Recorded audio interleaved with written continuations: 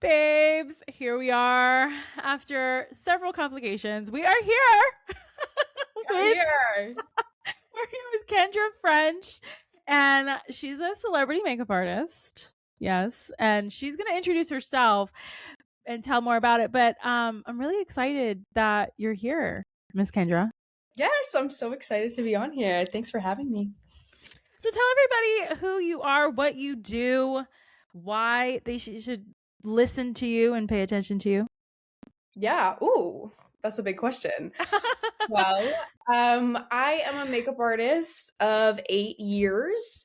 I specialize in everything from editorial to beauty to fashion, even a little bit of bridal if need be. You know us working artists. That's right. That's right.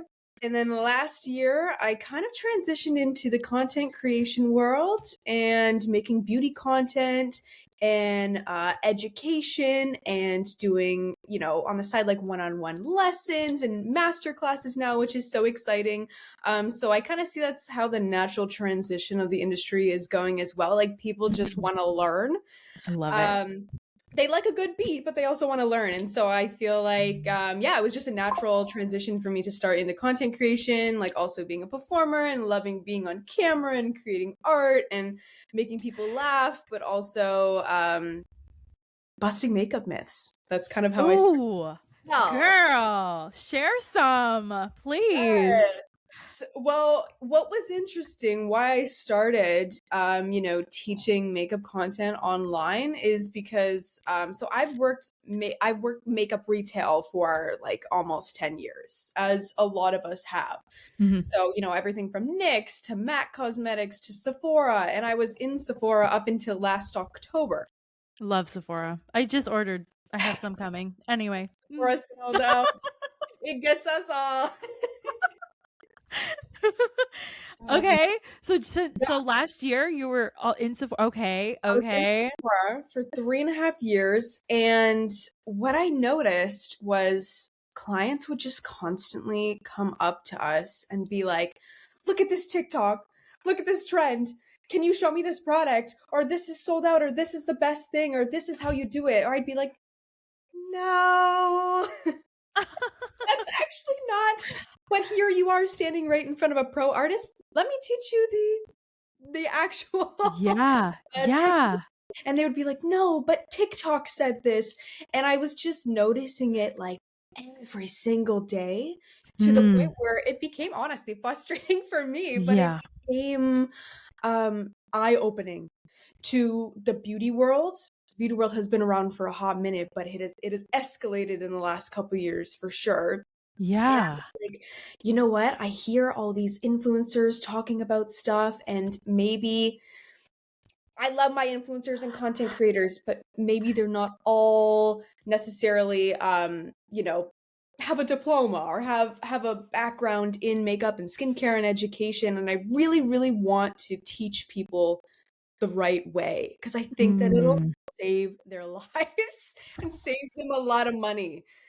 And so I just started creating content about busting makeup myths and just showing kind of like the trends that people were coming to me all the time and asking about, and things that I would hear with my clients on the daily. Yeah.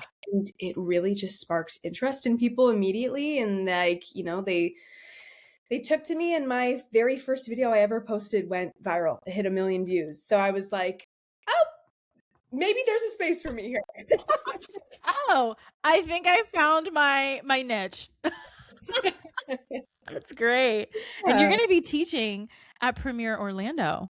I am, which I'm so excited about. I am so excited. I just got the book, like they mailed out the book. And even though like I'm teaching there too, and like everybody, a lot of people that have been on the podcast, they're going to be there too. It's always so much fun because you have it and you're like, oh my God, let me open it up. And like, oh, look, there's so-and-so and there's so-and-so. It's so funny. I know. It's going to be so cool. And like even some people have, for reference, I'm from Toronto, so I'm a Canadian going to Orlando. So girl, welcome. I know. I've been before, but not in this sort of aspect. So yeah, it'll be very fun to meet other artists, and I'm How gonna go to some of the exciting. classes. I want to learn. Yeah. Yes, absolutely. Okay, so all right. So when you went viral, did people start noticing you? Like, did they know who you were immediately, or like have you been stopped? Like what? Like, do you know my question? Like in the real world or online? Yeah. Yeah, like in the real world. Did you like go out and about and people are like, "Oh my god, I've seen you on TikTok." Like has that happened? You know what? I'm not gonna gas myself and say that it is happening all the time. I'm still a very small creator in the big Okay. scope of everything, and it's only been a year of creating content. So even the level that I've reached in that small time frame has been so cool and exciting and crazy to navigate. I think I notice some people recognizing me in beauty spaces. That makes the Yes. most sense. Yes. Yes. So I'm definitely I got some eyes on me when I walk into a Sephora, that's for sure. Okay. Okay. That's Just that's the just like I would as well. If I saw an influencer or someone I knew like come into Sephora, because they would come in all the time to our Yeah. location, we'd be Yeah. like, oh my god, is this person like blah blah blah? So it's cool that I kind of get to, Cool. I don't know, be that person for maybe some smaller artists or people that are like looking to start content and Yeah. being like, I'm so inspired by you. You started in the store and now you're here, and Yeah. I think that's awesome. Oh, that's really cool. I like that a lot. Like, Yeah. yeah. Okay. So what's a current struggle that you're going through right now? I mean, we kind of had one this past weekend, I but was we'll gonna say, pass how that. long do you have? How long is this podcast? Let's do it. Let's do it. Just letting it all out there. Current struggle in my industry and career and Personal or professional? Ooh, okay, girl. Let me think. Let me try not to trauma dump. Um, We love trauma. okay. I got a lot. I think it's been interesting to navigate the social space at the moment. Ooh. Again, because I'm still quite new to it Okay. in the aspect of, there's been creators online that have been doing this since like 2010, Yeah. and they know the ropes of it all, and they know how the internet is. Um, but I guess I want to like say as well, the reason why, people were begging me to create content even in the years that I was just a working artist, like Mhm. for 8 years, and my friends would be like, "Why don't you make tutorials and why don't you do this?" And I was like, "No, there's nothing that I would bring to the beauty space that hasn't been said already and hasn't been done. The beauty space is so oversaturated." Mhm. And so I stopped myself for a long time from doing that. And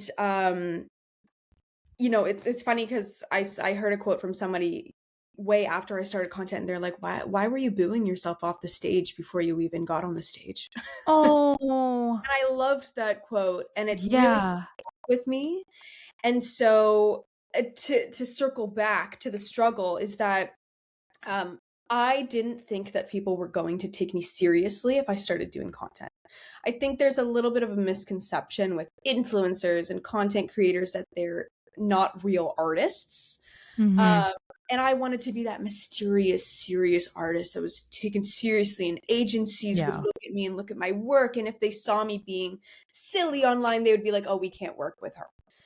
And it's Hmm. funny, it has actually translated to the most opportunities that I've ever had, Yeah. um, which is amazing. But going back to the struggle of that, of still just trying to get regular jobs, it's Mm. hard out here. And especially with, I think a lot of people see people with lots of numbers online and lots of views, and people are like, "Oh my God, your life is so great and it's so amazing. And look at you going to all these events and PR packages." And there's so many great parts to it, but there's a lot of behind the scenes stuff that is a lot of hard work, and it's grueling. Mhm. And in Canada, I found out this very quickly, that you actually don't make money on views. You don't make money on Oh. In the US, you do, but in Canada, Yes. you do not. So it's been interesting to navigate that. kind of the only way you get paid is, brand deals. And so Wow. I'm kind of navigating that space now where it's like, I'm building my platform, all these cool things are happening, but how do I monetize this? Mhm. How do I, now that I quit my job to do this full time, Yeah. how do I make a living? How do I pay my bills being an influencer? Because again, I think a lot of people see influencers and think that they're rich and famous and they have millions of dollars, and that's just Mhm. it's a 1% of people. A lot of us are just working artists, we're pounding the pavement. Yeah. I think that's the struggle right now of just like, how do you monetize it? How do you make a living doing the content? Wow. I'm really appreciative that you shared that because I mean, not only is that like imposter syndrome in there, but then you have the actual reality of things that people, clients, even they see those numbers online and they're like, oh, they have their own thing like, oh, I'm not worthy of her or whatever. And then the actual part of I don't get paid because I'm in a different country and it doesn't work that way here. And that can be very frustrating because I'm sure you love your country, you love being Canadian, and you're like, dude, No. what are you doing to me? Like, Yeah. And then that you take it is, to that. yeah, like that is super frustrating. So, when are you moving to America? Well, you know what? The opportunity is always open, but it definitely would have to bring that opportunity Yeah.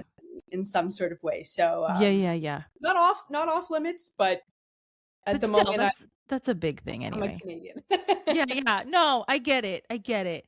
Okay, so that's the current struggle. So then what do you think has been your biggest failure and how did you or what did you learn from it?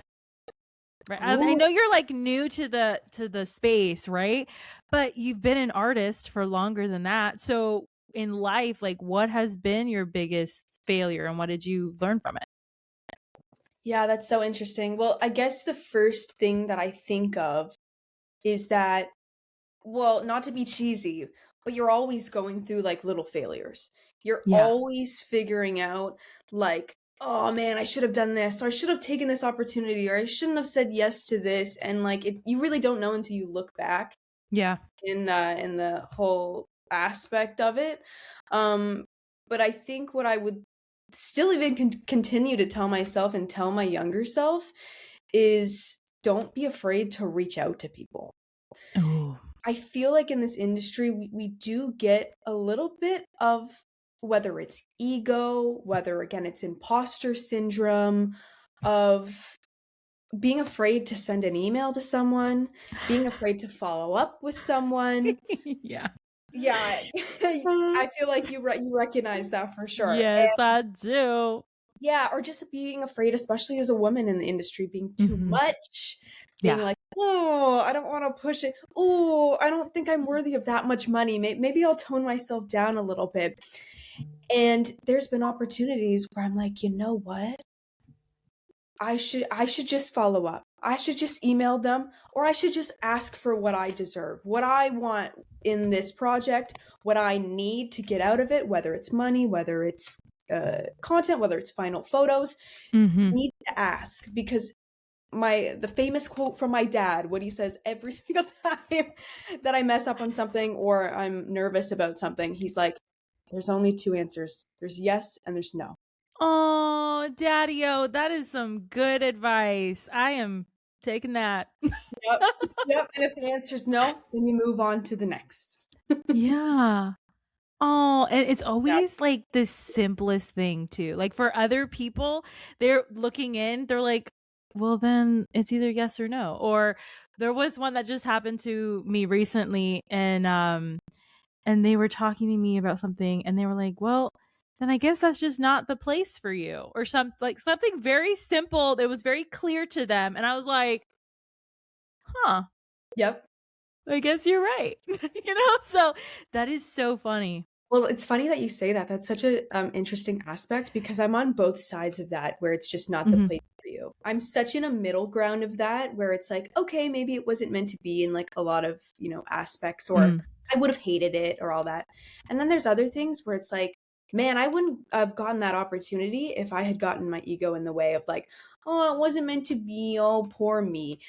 And there's a part of you where it's like, wow, like if I didn't follow up with that person, if I didn't push, if I didn't put myself back at in their radar again, they wouldn't know me. And that's okay. There's a Yeah. lot of artists in the city. There's a lot of people online.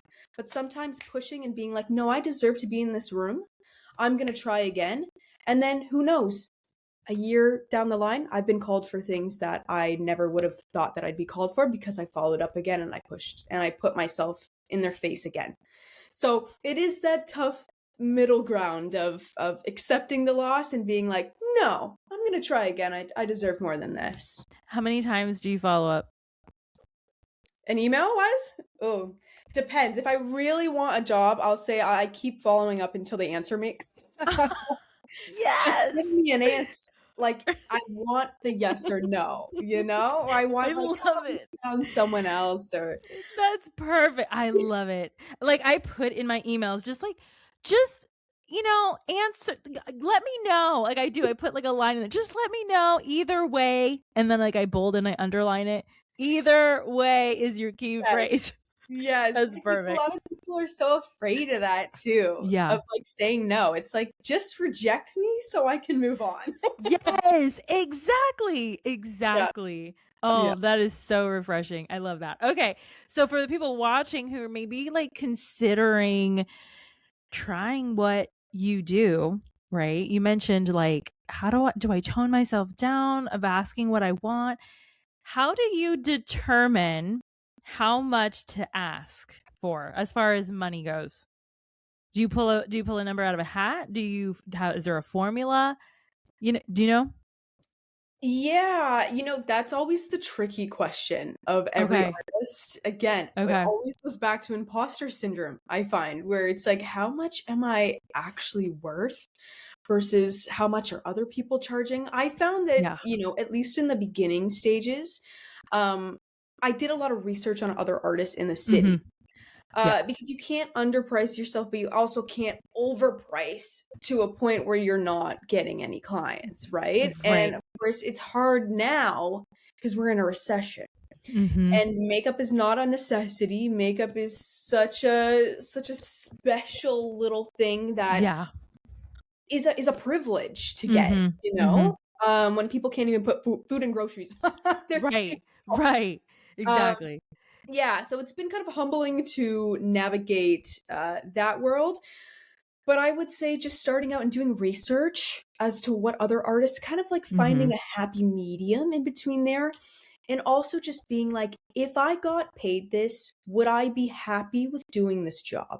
Because there are so many Oh. jobs that, in the past that I took, and even like I'd be on set and I'd be like, and I'd start like kind of gathering a little bit of resentment, and I'm like, oh, they're asking me to do all these things and go above and beyond, and Yeah. God, like I let them lowball me and all Yeah. that. So at whatever number that you end up taking, not only does Mhm. it have to cover your kit costs, Mhm. your skills as well. Mhm. If you're in the beginning, you can lower it and then kind of Yeah. boom up and see where your clientele, your niche is. Right. If your niche is doing just prom, you gotta kind of find that middle ground of what people are willing to pay versus doing luxury clients. Mm. Um, and just kind of figuring that side out and seeing what the happy middle ground is to the point where you somewhat start getting steady clients. Yeah. All right. So we're talking a lot about imposter syndrome. And as a coach for myself, like as a certified coach, that comes up a lot because we are artists. We have our weekends, weeks where we're like in that low of I am unworthy, I'm not good enough, all of these things.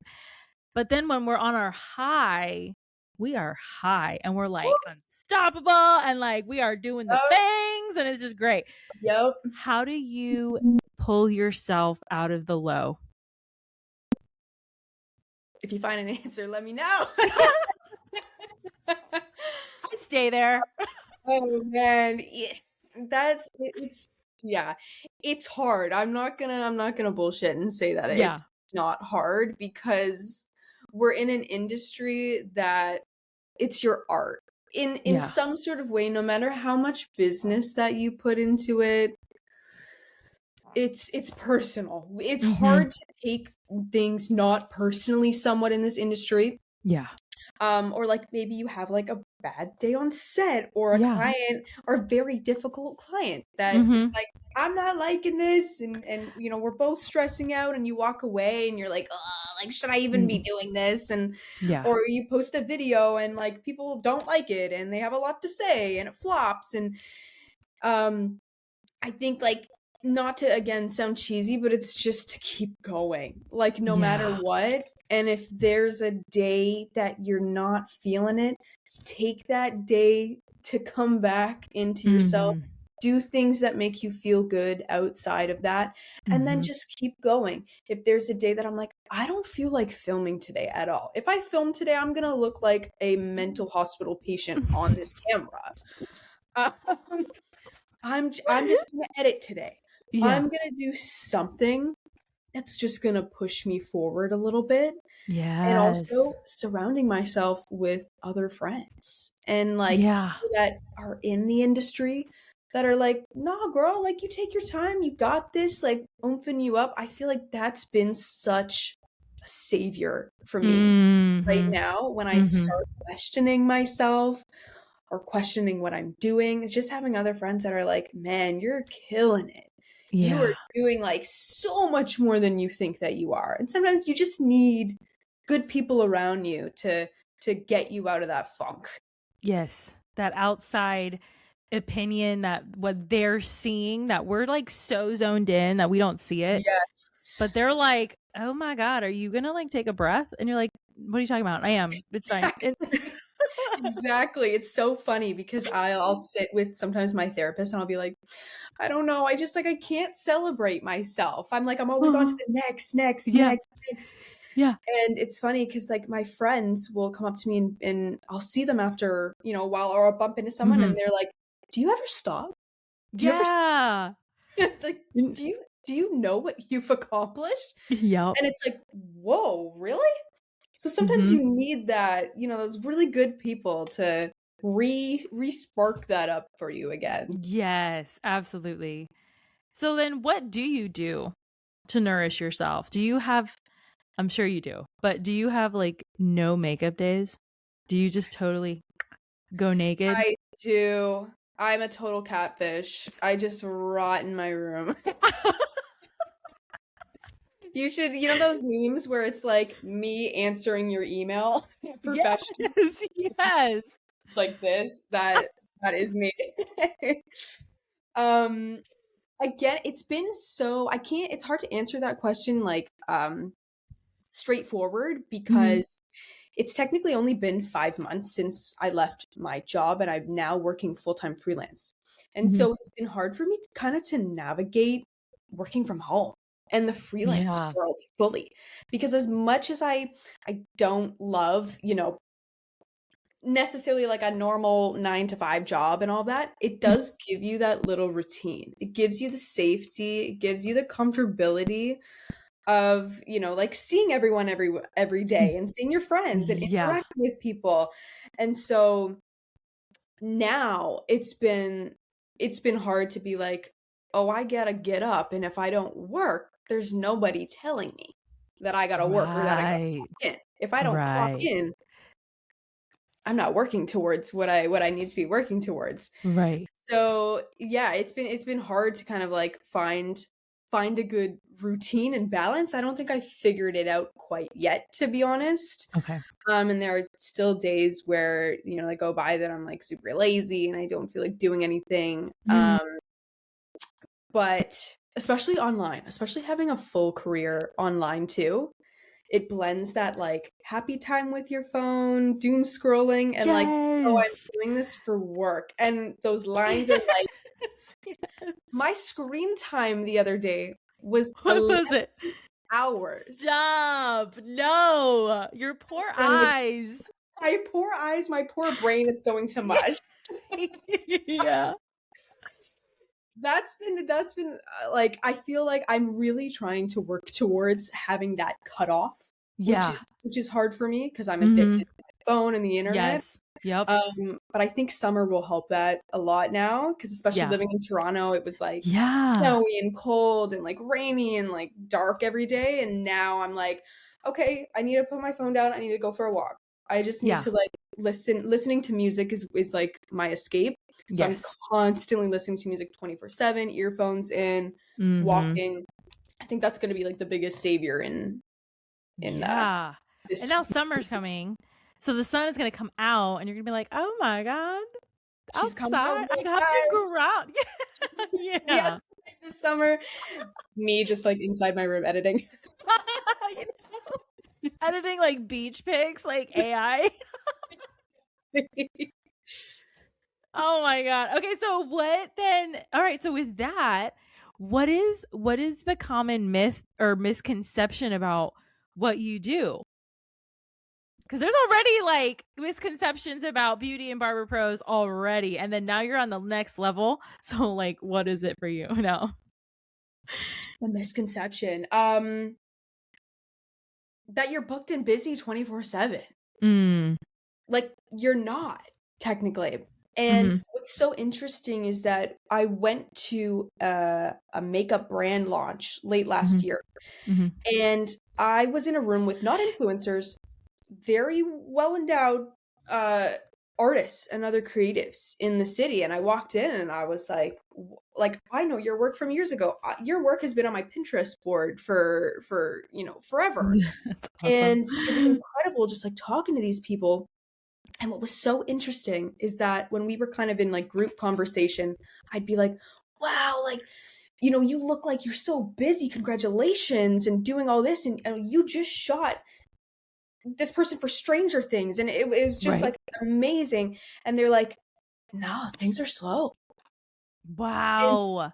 and that was so refreshing to hear. Yes. I Yeah. love that honesty.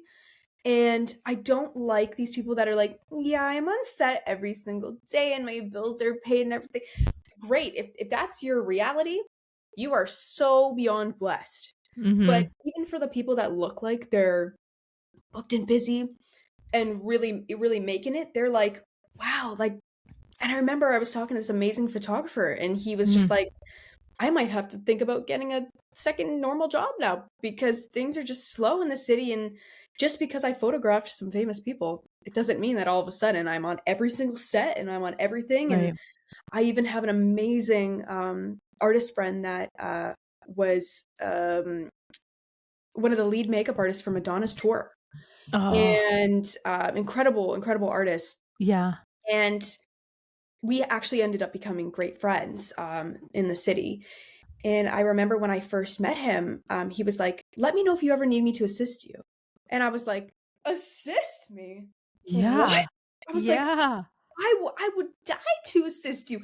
Funny enough, I've ended up working on him with some MAC campaigns and stuff in the past. Nice. But he was like, "No, I mean, just because I did that, once that ends, I need another project, right? And I'm an artist. I want to keep working with other artists, and I want to keep myself employed." It's Right. so funny just to, uh, see everyone kind of in that circle of being like, just because it looks like we're working 24/7, that's not the reality. We're still hustling. That is so amazing. I am so happy you're talking about this because so many beauty and barber pros, whether they're in a salon or they're in their own suite, spa, whatever, like they have, I mean, we all, it happens. We all have it. This complete like warped sense of what success is. Like we're still hustling. Like just because I have this podcast and I have some really amazing people on this podcast, hey, I am working my ass off. You know? Exactly. Like, wow, thank you for that. Good Absolutely. lord. Hopefully those 2 don't mind me talking about them. I didn't name names, but No, you're totally fine. You're totally fine. It's don't okay. talk to me. I am working 24/7. I think they'd appreciate the real though. No, I but keep and then doing Yeah, yes, real and raw. That's what we're about. But Yeah. we're in such a weird time now too, post COVID, that everybody's like, I should probably get another job. Like, I've even thought about it too, and I'm like, but then you go back and forth with it all the time. Wow. Yeah, and no artist wants to go back to a normal job. I mean, No, that's no, not what we're built for. We're no. built to create and Yes. be with other creatives and do cool things. But the reality is that if you know you don't have a fully steady job, and again, that's a low percentage of people realistically. You have you have to do other things that will pay the bills at the end of the day. Hmm. Yeah. Yeah. Yeah. It's the numbers that actually count, unfortunately. Yeah. So, Yeah. what has been your favorite insult that you've ever gotten that is your driver? In real life or online? Because if we're talking Girl, online, I mean, and whichever one, like whatever pops in your mind, oh man, I'm trying not to like you're out just so myself. proud that you got that insult that you're like, watch this. Um, I mean, probably being told that I wear clown makeup. That's a great one. That is a good one. Um, what was another one that someone said? I'm trying to think. A lot of people think my hair is a wig as well, so they're like, "Take off that wig, girl." You're Show like, I'll show you. Look, look, look. myself, no worries. And then one that I've been getting like more recently where people are kind of like, oh, I forget what it was. It was so good, and I don't clap back on anyone because I'm professional. I do my job. I move on. I know the internet is also full of Yeah. some crazy stuff. Yeah. But someone was like, "This is what you do for a job? Like you've been a makeup artist for 8 years?" And I was like, "Yep, employed, honey. But what about you?" Yeah, that was so classy. That Something was so along those classy. lines. But yeah, it's always interesting to hear. But luckily, I think that I have somewhat tough skin. Mm-hmm. Although I've only been creating content for like a year, a little over a year Mm-hmm. now. I've not only been in the makeup industry for 8 years, but I'm also a musician. So yeah, little lore. So so I've been making content even for doing music, and in the music world, it's as messy, it's as crazy, it's as tough. So I've somewhat learned to develop some tough skin. In real life, it's a little bit harder. It's a little bit humbling, but online, it's like it So, is. okay, What wait. All right, wait. So yes, you are absolutely an artist. I love it. Anything you create, you create. Okay, so are we a singer? Are we a bassist? Are we guitar, like drum? Like, what are you doing? I am a singer songwriter. It's funny. I've been doing. That's part of the reason why I started makeup was because I was like in the theater world for a while. I was performing on stage. I was doing music videos for myself, and I was my own makeup artist, right? Like Yeah, not because I yeah. have to, but I wanted to, and that's how I kind of started like just experimenting with weird looks on myself and taking photos and photo shoots and Love all this. that. And so I started doing makeup for some musician friends that I knew Okay. for their music videos, their promo shoots, and all that Mm-hmm. in the beginning. And that's how I kind of found my love also for like bold, weird makeup in that way because I was expressing myself as my own artist, but then I was like, oh, other people like that sort of style too. And if you align with that sort of niche, which is nice, I was able to express myself in two ways, and it's very freeing creatively in a way. So were you formerly like friends with Cindy Lou Who? And then you're like a rocker chick now? Like that is what I can't remember her band, but I personally love that band.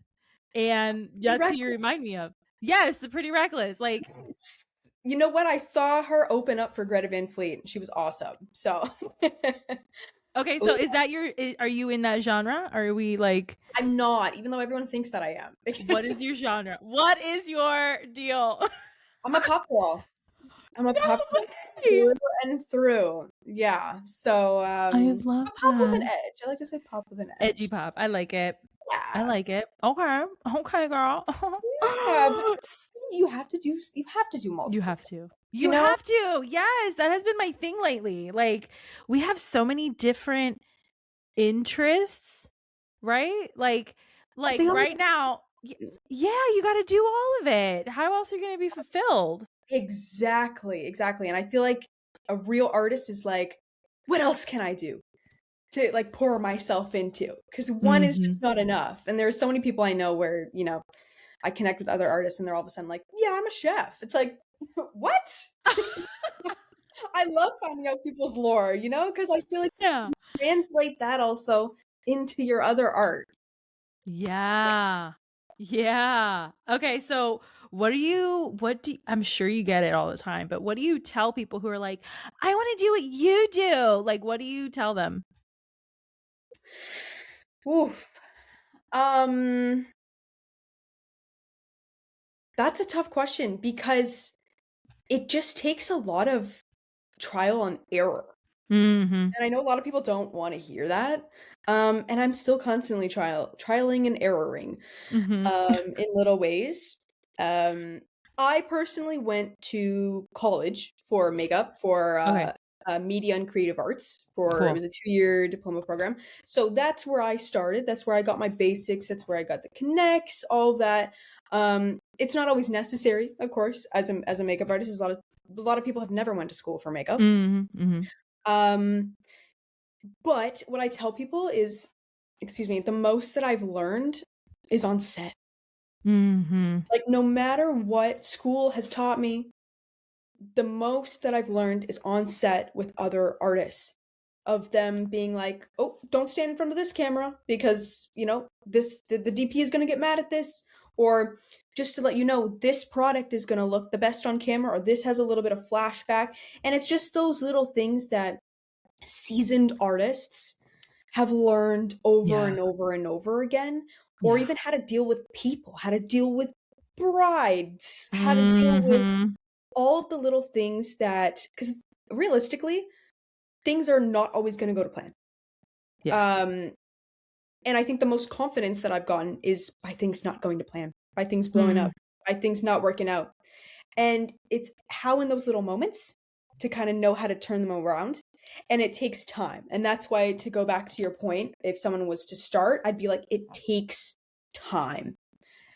Having a mentor, Mm. co-oping somewhere, assisting on set, reaching out to other artists, building your kit slowly. I know that a lot of people online right now are asking me to make videos on how to build your kit slowly. Like, I'm a new artist, I'm a new makeup artist. How do I start? I don't know where to start. Mhm. And Mhm. so it's just building small building blocks instead of thinking like, I'm gonna be a famous makeup artist tomorrow or this and Yeah. that.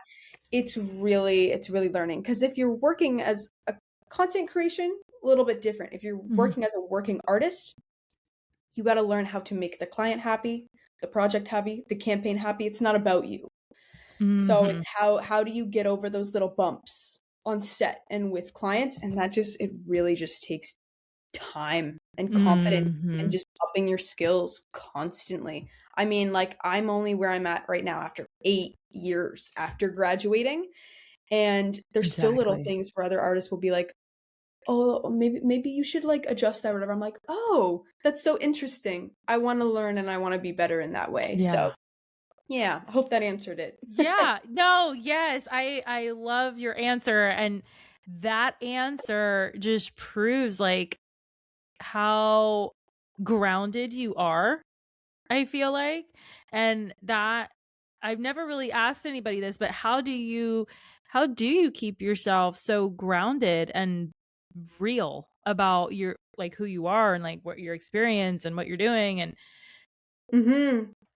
Um, I mean, even to get up to this point, it took a long time. If I look back to the artist that I was even a couple years ago, it would not be who I am today. mm, Without, again, the trial and error and yeah. learning from other artists and learning on set, or losing out on opportunities that either Yeah. I missed the email, I didn't respond fast enough, I didn't do this, I didn't do that. And just looking back and being like, how do I still continue to learn? And that's why even putting myself in situations where I'm at the point now, even still, Mhm. that I like to be the least experienced person in the room. Mhm. I think that that is how you are truly, truly going to learn. And in a weird, twisted way, I almost like being on sets that I'm a little scared of, that I'm a little Mm. cautious of. Because it's great to walk into a room and I love feeling that confidence of being the head artist and I know what I'm doing and I do that day to day. I'm also head artist at a photography studio. So, it becomes a Right. routine. But what really shapes you and humbles you is being on large sets where I'm pinching myself throughout the entire set and I'm keeping cool, calm, and collected, but I'm like, I'm scanning and I'm Freaking learning out. from other people and I'm asking questions and I'm like, oh my God, like, what if I mess up? Like, what if Yeah. I love that because it fuels me to Yeah. be better, but Yeah. it also means that here I am. I deserve to be in this room. That's why I'm here. Mhm. But how do I take these little things that I'm learning from other people and put them into my own career? Mhm. Yeah. So with that, what have you learned being in the industry that you wish people who are not creatives or not in the industry that you want them to understand and learn?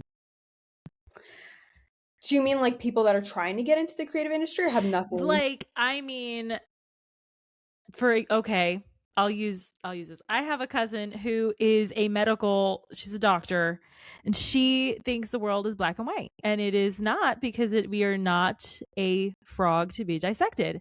Mhm. So how I want her to understand that there is blending in life. Like, you have to deal with people, you learn how to maneuver and how to hold your tongue and body language and all this stuff. That's what I'm talking about. What's the lesson for you for those kinds of peoples, like doctors, lawyers, mailmen? Yeah. Well, I guess like first thing that I'm thinking about of that is makeup is only a really small part of it. And it's the same in Mhm. any career where it's like what you're physically doing is only a small part of it. But it's Yeah. funny that you said like body language, how you're presenting yourself, how you're showing up, how other and people can think whatever they want of you. People always have a Mhm. perception. But Yeah. there is a really important part about, being a team player, Yeah. putting your all into something and being willing again to learn and to Yeah. make mistakes. And I feel like that goes with creative. I mean, I tell people even in my chair, I'm half therapist. As soon as Yeah. people sit in the makeup chair or hair chair, all that, there's something about that connection where it's not just makeup.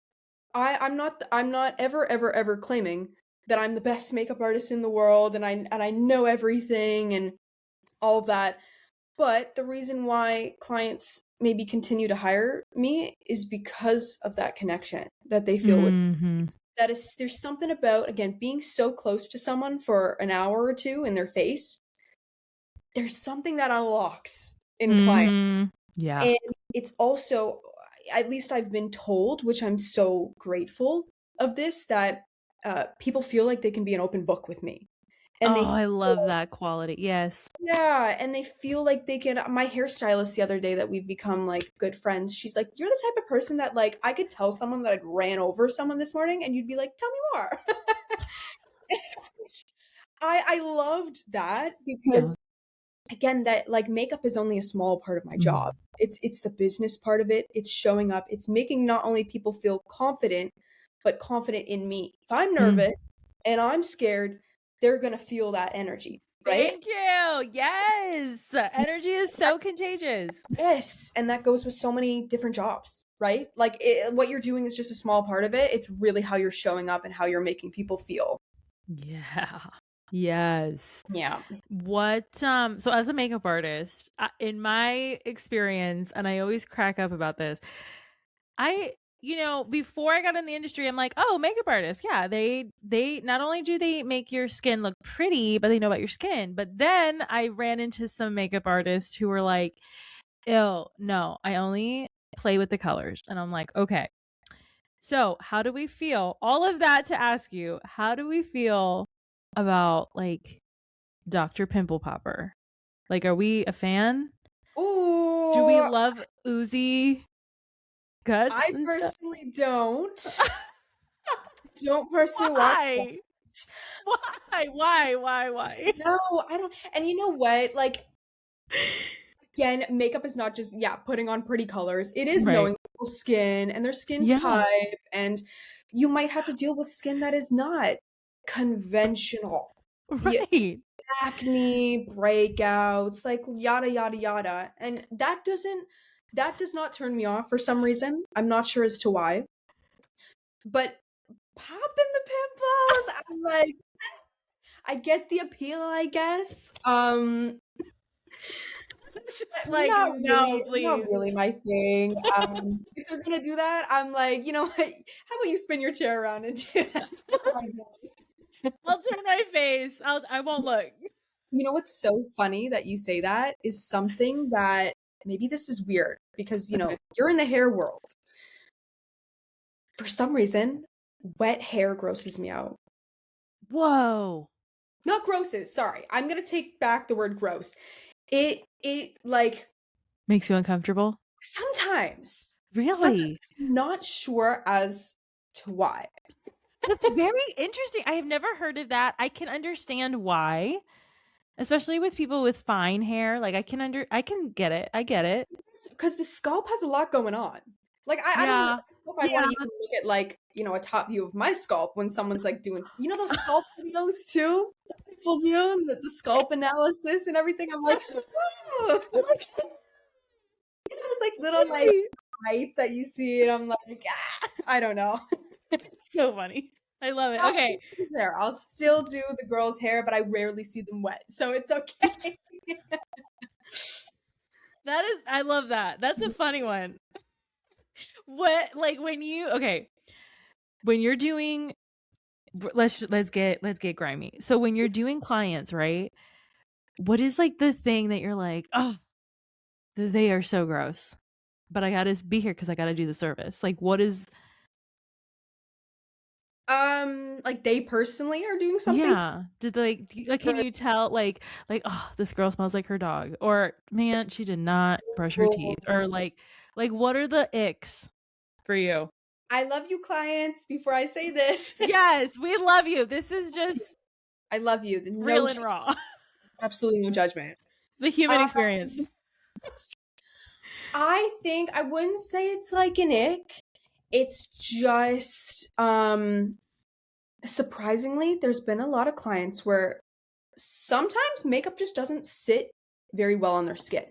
Or Oh. something's happening with the makeup and the powder's not sitting properly. And, you know, I usually do a consultation before, you know, I start doing the makeup. But there's been a couple clients where I'm like, no matter what I'm doing right now, for some reason, I want to be transparent with you. There's maybe like a patch on your skin that's not taking, or, Mhm. you know, let me just try to adjust this.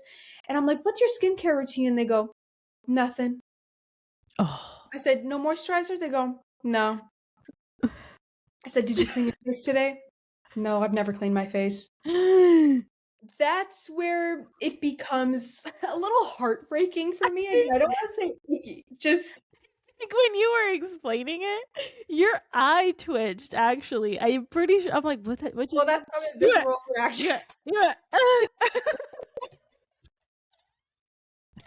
Wash your face, man. That and you know, again, no judgment at No all, judgment. at all. But there is a lot of education out there, Yeah. and I think a lot of people think that makeup is a magic Yeah. thing. You put the Yeah. makeup on and you look like Bella Hadid, you know? Yeah. But there's Yeah. and a lot of makeup artists will say, I'm not a surgeon. I'm Right. not a dermatologist. Right. But makeup will reflect based on how well that you take care of your skin. I can do a lot in a session, but I cannot revamp your skin in one session. And so I think a lot of clients would benefit also from hearing that, where they're like, okay, well, if I want, you can buy the most expensive foundation in the world. If you're not taking care of your skin, there's nothing I could really help with that. I can wipe it off and give you soap. Yeah. The special, the skincare. Okay. Okay, I had to ask. That was me. That was total side note. Anyways, okay, so time is flying, and I want to ask you this question. Yes. How do people, whether brands or clients, how do they get in contact with you to work with you and connect?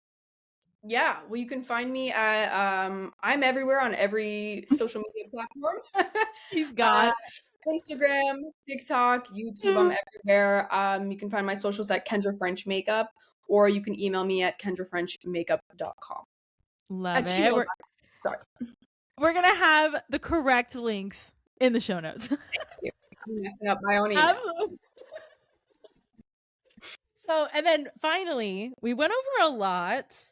I feel like. So, what is one question that I did not ask, and how would you have answered? Ooh, now I'm playing both roles. Yes. Oh man, a question that I want people to ask me. I mean, I guess I always kind of, going back to not only my clients but my content, is that people are always asking me like, what's your favorite brand, or what's your favorite trend, and all of that. Okay.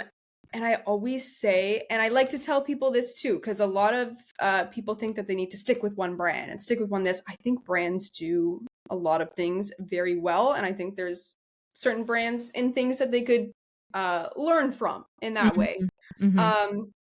So I always tell people, I'm like, pick and choose from brands that you love.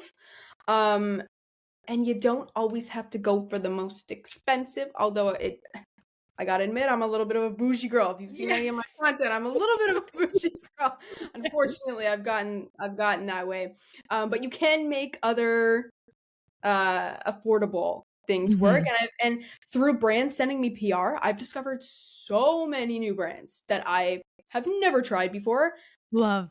Put in my daily routine right now. So don't always go by what's the most trendy online, and what are 5 million people are using and liking. It may not work on your skin. Experiment, try different products, try what works for you. We're constantly doing that as artists too. I'm constantly trying new things in my kit and on myself, and finding new routines. So don't stress yourself out too much. Just find what works for you. I love that. Oh my God. Kendra, thank you for being on the BeautyPro podcast, for being real, for being raw, for being so authentically you. Like, you are perfect. Thank you. Oh, thank you. Stop it. Stop. I wouldn't say the perfect word, but thank you so much. I love questions, and I always from the beginning I've positioned myself as the most honest pro makeup artist, so I love it. I'll stick to that. Yes. Oh my goodness. For all of you listening and watching to today's episode, make sure you go follow Kendra if you have not already.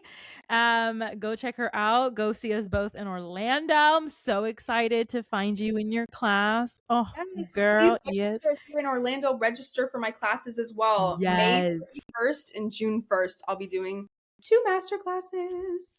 As well as you. What days are you doing? Yeah, I'll be there Saturday and Sunday. So, but everybody, yeah, go just get your tickets. Yes. Okay, just get your tickets. Anyway, girl, thank you so much. And everybody watching and listening, I will talk to you soon. Thank you.